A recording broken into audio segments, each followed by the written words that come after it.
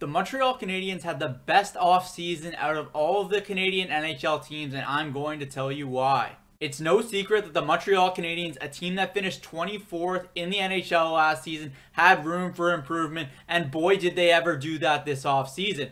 General Manager Marc Bergevin went on a bit of a spending spree, including some trades along the way to make this team into a playoff contender headed into next season. Marc Bergevin had a checklist of 4 things he wanted to accomplish for Montreal this offseason, and he ultimately accomplished all 4 of those things. He acquired a backup goalie to back up Carey Price. He got a big, mean, mobile defenseman in Joel Edmondson. He acquired a big power forward up front in Josh Anderson, and to top things off, he acquired a goal-scoring winger in Tyler Toffoli. Now, you can make the argument that the Montreal Canadiens still don't have that superstar forward up front, but there's still room to grow for Jesperi Kotkaniemi and Nick Suzuki, and even if they don't turn into superstar forwards, the Canadiens still have the depth to compete in the Eastern Conference next season. Now, even though the Canadiens had a top prospect system going into the NHL season last year, they didn't have the organizational depth ready to come in case of injuries, and that's exactly what occurred when Jonathan Drouin and Paul Byron went down.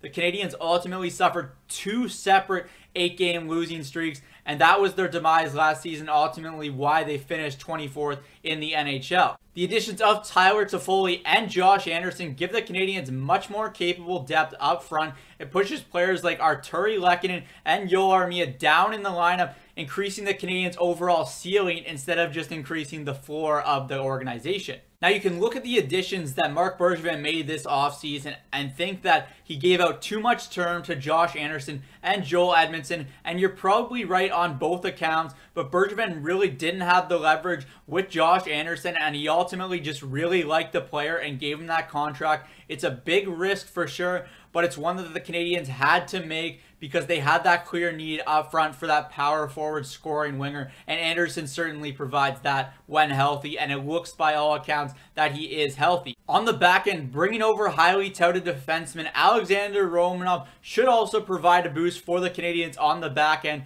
This is a player that is under 6 feet, but he plays a physical style of game and can certainly move the puck, which is a great style for the modern NHL defenseman. In the return to play format in the playoffs, we saw a healthy and rested Carey Price, and that made all the difference for this Canadiens team, which is exactly why Marc Bergevin needed to go out and acquire Jake Allen. And Jake Allen is a very, very capable backup goaltender, one of the best in the National Hockey League, and I think he'll fit very well in a tandem behind Carey Price. After a contract stalemate that lasted just over 24 hours, Marc Bergevin was able to lock up Brendan Gallagher, the heart and soul of this Montreal Canadiens team, to a long-term contract, and this was essential for the Canadiens offseason. Now Gallagher doesn't have to worry about his future in Montreal, and the Canadiens have their heart and soul locked up for the foreseeable future.